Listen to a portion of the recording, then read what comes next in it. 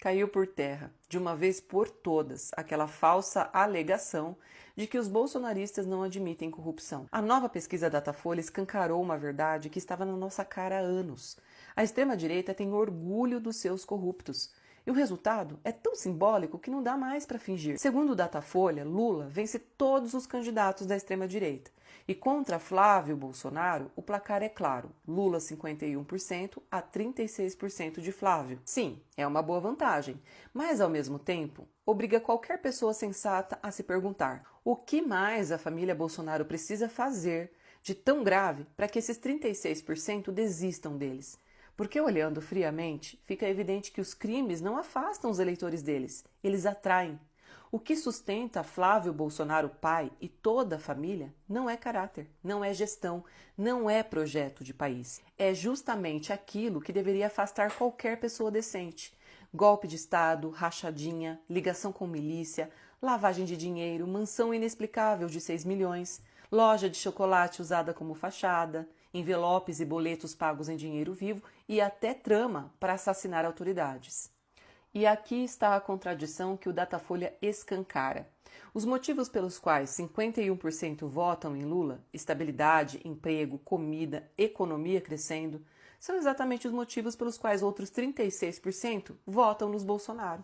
Um vota para construir o Brasil, o outro para destruir. O dado mais revelador da pesquisa. Tem um número escondido que desmonta o discurso bolsonarista mais repetido. O pelo menos ele não roubou. De acordo com o Datafolha, Lula tem 44% de rejeição. Flávio Bolsonaro tem 38% de rejeição. Espera aí. Se Lula supostamente seria o corrupto, como eles insistem em repetir desde 2014, por que então Flávio, que foi flagrado em dezenas de episódios reais de corrupção, tem rejeição menor? Porque o discurso bolsonarista nunca foi moral. Nunca foi sobre corrupção, foi sempre sobre ódio, sobre classe social, sobre manter os mesmos de sempre mandando nos mesmos de sempre. Peça para qualquer bolsonarista raiz explicar por que ele odeia o Lula. Eles vão voltar àquela velha ladainha do triplex, sítio, petrolão, coisas que já foram desmontadas judicialmente, que não têm base fática, que foram anuladas e que até ex-membros da Lava Jato já admitem que foram manipuladas. Agora, tente fazer a mesma pergunta sobre Flávio. E as rachadinhas, e o Queiroz, e a mansão, e o esquema de chocolate, e os depósitos em dinheiro, e as ligações familiares com os milicianos do Rio de Janeiro?